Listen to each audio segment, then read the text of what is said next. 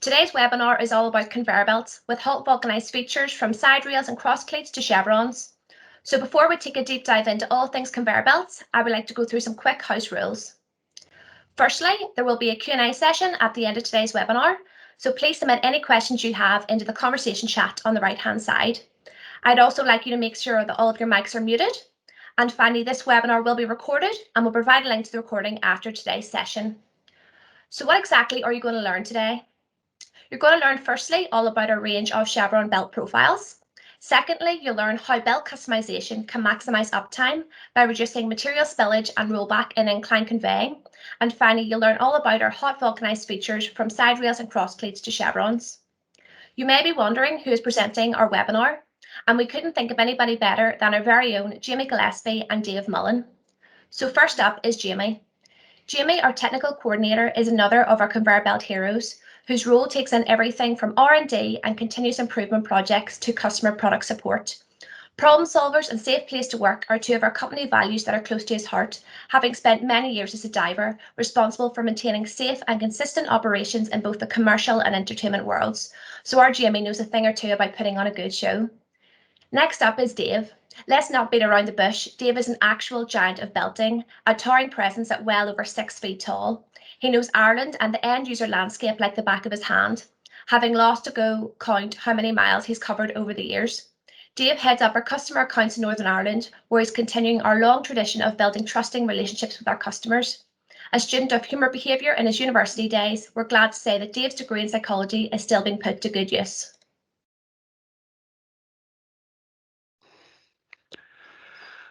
Thank you for the introduction, Georgia. Hello, everyone, and as Georgia said, you're very welcome to our webinar, and thank you for joining us today. We hope that the next few minutes will be of help and interest to you. Choosing a chevron belt is all about selecting the best option to carry material in the most efficient way possible. Firstly, I'm going to take a minute to talk through the belt finishes that are available. The first is our endless belt. These are our most common belts produced in our factories in Lisburn, Hoser, and Kentucky. For the past 20 years or so, Smiley Monroe's core business has been the supply of vulcanized endless belts to mobile plant manufacturers. They are ready to fit conveyor belts with a hot vulcanized splice forming a continuous loop. Our endless belts benefit original equipment manufacturers because the belt can be fitted to the conveyor while it is in the construction stage. As Smiley Monroe can produce in excess of 100 belts per day, that efficiency allows us to create a very cost-effective, consistently high-quality product for our customers. Our jaw presses have the capability to hot splice belts up to 3 meters wide. Conveyors, complete with the belt, are then mounted onto the plant chassis, along with other components to form the mobile machine. The second is our ready-to-splice belt. This is a belt with overlapping stripped ends, ready for hot or cold splicing in your factory or on site. These belts can be used when a belt is being replaced and the exact endless length is known. This means we can pre-prepare the ends in our factory for the vulcanizer, therefore saving time and money. We leave tails on the belt so the installer has something to pull the belt onto the machine with and not damage the joint.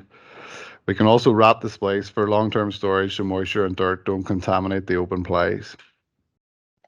The third option is a cut length. These belts have square ends that include a length allowance for splicing. Customers commonly use cut lengths for replacing belts on site when the exact endless length is unknown, difficult to measure, or conditions around the conveyor would allow dirt and moisture into an open splice, and therefore ends need to be prepared on site. Most of our endless belts have a hot vulcanized joint. We can also make endless belts with our zip clip range, which is a mechanically fastened replacement conveyor belt system. With an easy to fit push-in or screw-in connecting pin, zip clip belts are a fast, safe and secure installation method, which we have developed specifically for the OEM aftermarket. If you would like more information on the benefits of zip clip, please visit the Smiley Monroe website and watch our first webinar, Maximising Conveyor Uptime, which was presented by our webinar pioneers, Chris Jones and Jeremy Cross. I will now hand over to Dave, who'll talk about why we need to use chevron belts. Thanks, Jamie, and welcome everyone. So I'm going to start with some of the reasons why we need to use chevron belts. So flat conveyor belts being the most common type have a smooth carrying surface. They're very useful for conveying material up to around 18 to 20 degrees, depending on the material characteristics.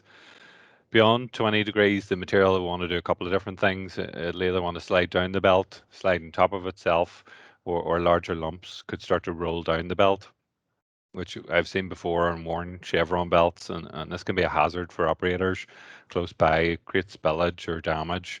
The material can gather quite a bit of pace as it's rolling down a moving belt. So characteristics of the bulk materials, such as the density, the lump size, shape, moisture content, the angle of repose, and coefficient of friction between the belt and the material, and the internal friction within the material are all factors that contribute to the maximum permissible incline angle. Most importantly, the material's angle of repose is the best indicator of its ability to be conveyed up an incline. So that's really the angle that the material will naturally form when piled without slumping. The maximum angle of inclination is lower than the dynamic angle of slide of material, which is rather difficult to determine exactly. However, for most materials, it can be said that the dynamic slide angle of slide is 10 to 15 degrees lower than the static angle. In other words, the angle reduces as the material is placed on a moving belt. Chevron conveyor belts are an economical option when an increased angle of incline is required. Few, if any, changes are required to the mechanical components of the conveyor. Chevrons are essentially retaining structure to hold the material when it would naturally want to slide. Our chevron belts have exceptionally strong rubber profiles that are molded and hot vulcanized in one continuous production process together with a base belt. We never really add chevrons for special prototypes or bespoke molded belts. Um, and when we do, they're always hot vulcanized as the bond is 3 times stronger than cold vulcanizing. We don't recommend cold vulcanizing cleats to belts as the risk of premature failure during operations too high.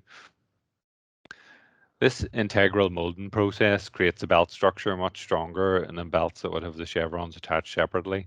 Another advantage is that this allows you to use smaller pulleys compared to cleats that are bonded afterwards. Strong carcasses with polyester and nylon fabric plies provide low elongation and are impervious to moisture. They exceed the DIN standards for tensile strength and for the fabric and cover rubbers. The chevron profiles are made with highly abrasion resistant rubber and are perfect for a range of industries such as mining, quarrying, recycling, shiploading, biomass. Chevrons are shaped in such a manner that there's no need for special rollers that can be run on conventional conveyors and easily swapped out for what was previously a flat belt. The width of the pattern often depends on the shape of the hopper and the placing of the skirting. In order to secure the best capacity at a given angle, it's important that the material is at rest on the belt. The angle of inclination can be maximized by minimizing the disturbing forces the material sees as it travels over the trough idlers. Feeding the material uniformly in the traveling direction at a speed equal to that of the belt, combined with reducing the carrying roller distance compared to flat belt conveyors to minimize that belt sag, which could possibly cause a bumpy ride for the belt and reduce the material capacity, causing it to slide backwards. So slowing the belt speed will also help maximize the allowable angle. We don't recommend return snub pulleys with deep chevron belts as they put a lot of pressure on the belts and cleats and can reduce the lifespan of the belt. The table shown covers bulk density, static angle of slide, such and maximum angle of inclination that material can be transported on conveyor belts without chevrons. The optimum angle of inclination for a specific cleat pattern and height depends largely on the material characteristics, especially the angle of repose. Belt speed and belt sag are two of the most influential parameters on permissible angle of incline. Loading at a low angle and having the material settled on the belt before trying to maximize the angle is highly recommended. Time is also a parameter that can influence the maximum angle. The longer and harder that the material is agitated, the lower the angle of surcharge. Therefore, shorter conveyors can convey at higher angles than longer conveyors. High acceleration forces and startup can also cause material slip back. These parameters should be watched with care during the design phase of the conveyor, especially if the angle is near the limit for the material being handled. So I'll just hand back to Jamie to talk a bit more about understanding when you need to customize your conveyor belt based on particular application or material sector. Thanks, Dave. So our stock Chevron belts come in a large variety of patterns, from 6 mil up to 32 mil high, and in belt widths from 400 mil to 1600 mil. 6 mil cleats are to suit inclinations of up to 20 degrees. 15 mil cleats are typically suited for smaller lump sizes and conveyor angles up to 35 degrees. For larger lump sizes and steeper inclinations, the 25 to 32 mil options will provide the best results, up to a maximum of 45 degrees.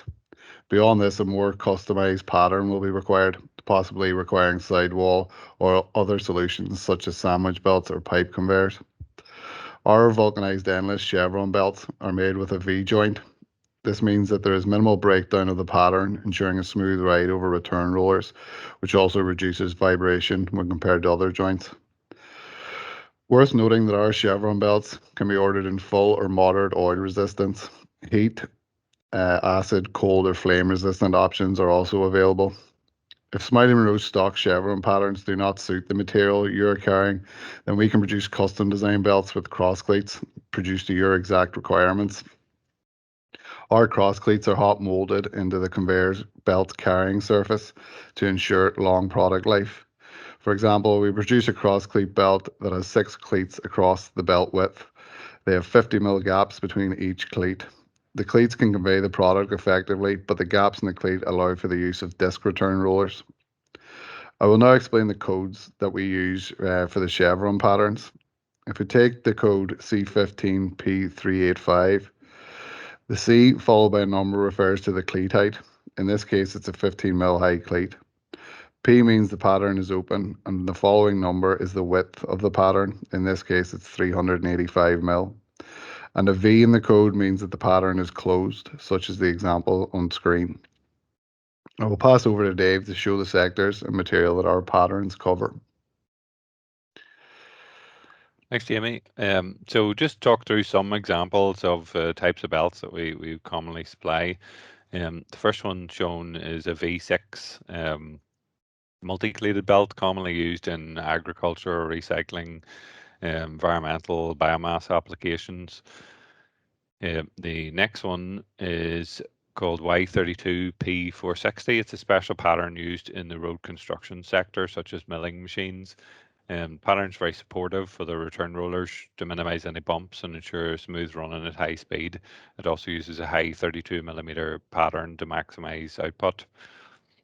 The next pattern is probably more common, C15 style, just a sort of a simple V pattern, and it's available in a number of different pattern widths like 600 or 385, 750, 520mm wide.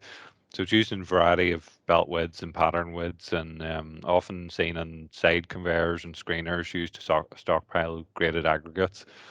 A variety of specifications are available from lighter 2-ply up to 3 or 4-ply with 5 or 6 mil top covers. Next pattern is another special one, a C25P400. It's used on narrow recycle or return belts quite commonly, where the oversized material is coming off a screen and then it's been returned to be recrushed. The high 25mm high cleat combined with side rail helps stop material from spilling over the edge on the steep return to the crusher. It's also quite a narrow belt.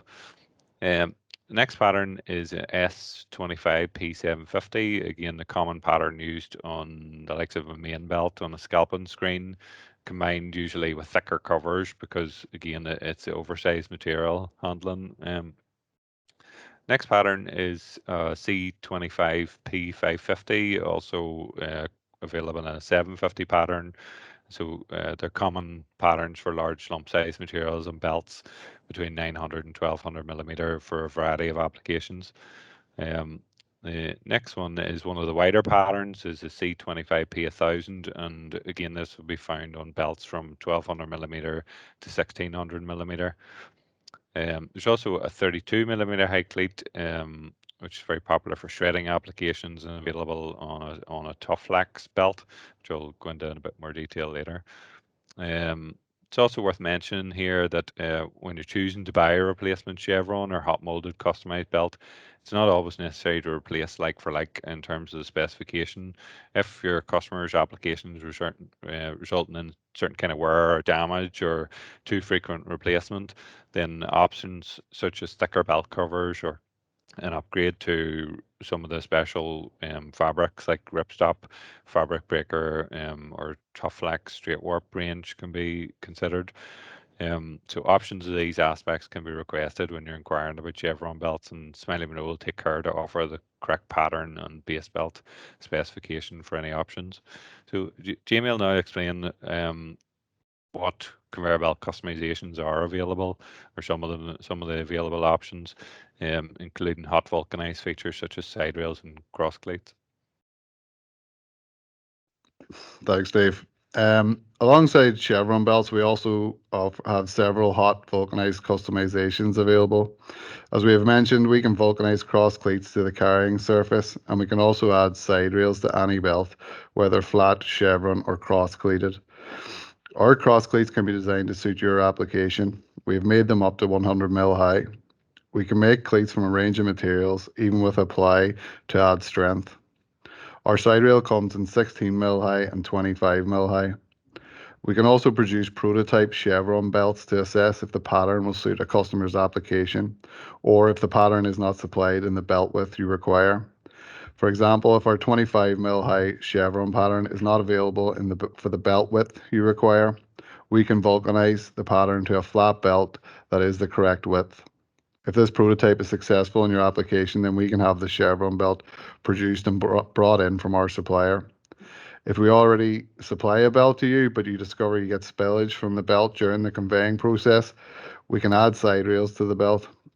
One of the considerations when using a chevron belt is carryback of material. So how do we limit carryback? There are a few options, however we find our polyurethane finger scraper works best. If you would like more information on this product, please let us know. I'll hand back to Dave to talk about the makeup of a conveyor belt. Thanks, Jamie. So by way of explanation of how a belt is made up or designed, there's a couple of different components. The carcass is the fabric core of the belt, and its function is to transmit and absorb the forces acting on the belt. The carcass consists of one or more plies of textile fabric or steel mesh, in the case of ripstop, with rubber on each side to give adhesion and flexibility. The longitudinal direction is called a warp, and the cross direction is called a weft. The conveyor belt fabrics have the same, can have the same or different material in warp or weft, but most commonly EP fabrics, which E is polyester in the warp and P is polyamide in the weft. So the next major component is the covers, and the rubber covers' primary purpose is to protect the carcass and give the necessary friction between the belt and the drive pulley, and between the belt and the material. The belt top covers can become damaged due to wear and tear and impact of the carried material or external environmental conditions, or just random rogue material getting trapped around the conveyor. So it's important to choose the correct conveyor belt rubber thickness for your application. Smiley Monroe can help you determine the most suitable specification. Some different construction options for special applications are, for example, fabric breaker belt. So fabric breakers constructed with EP fabric plies, much like a standard belt, but it has an additional fabric breaker ply with a heavy duty top cover to provide more shock absorption and to protect this carcass. So it's recommended for carrying large lumps and abrasive materials where there's not a very high risk of rip and puncture. The 8mm or optional 10mm thick top cover provides plenty of resistance to damage. Fabric breakers are often used on cone crusher collection belts and primary screen feed conveyors and hoppers. Next option would be ripstop belting, which is made up of steel wires used as an extra ply in the carcass of the belt, and it protects the EP fabrics from longitudinal cuts and puncturing, while the ability for trough formation is maintained. The reinforced steel wire mesh creates excellent rip and puncture resistance, and it also offers a longer lifespan. Again, this is combined with a durable 8mm top cover, and is suitable for machines with overband magnets, but not metal detectors. It's widely used in crushing and demolition industries, and often used for crusher collection belts. So the next option is Toughlex, which is our all-round conveyor belt hero. It's designed to handle the toughest applications and it's constructed with a special weave of 2 fabric plies and an additional binder warp. So the plies are reinforced to resist puncturing beyond any of the previous options, and they're protected with a heavy-duty grade X 9mm top cover. Then it has a 5mm core, the canvas core, and a 3mm bottom cover. Or there's an alternative 6mm top cover with special ASXD covers for very abrasive materials.